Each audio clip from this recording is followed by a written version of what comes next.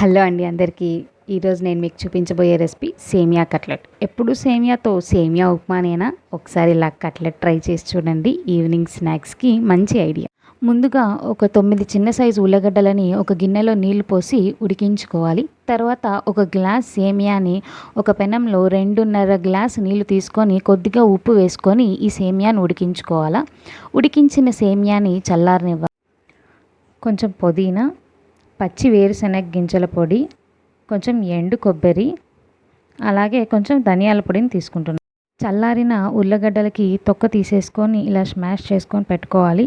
అలాగే సేమియాని కూడా మనం స్మాష్ చేసుకున్న సేమియాలో ఉల్లగడ్డను వేసేసుకుంటున్నాము. అలాగే కొంచెం ధనియాల పొడి, కొంచెం ఎండు కొబ్బరి, పచ్చి వేరుశనగ గింజల పొడి, కొంచెం పుదీనా, అలాగే తగినంత ఉప్పును కూడా వేసేసుకుంటున్నాం. అంతా బాగా మిక్స్ చేసుకున్న తర్వాత ఈ విధంగా కట్లెట్ లాగా చేసి పెట్టుకోవాలి. ఈ కట్లెట్లని మనం డీప్ ఫ్రై చేసుకోవాలండి. 2 వైపులా గోల్డెన్ కలర్ వచ్చేంత వరకు బాగా వేయించుకోవాలి.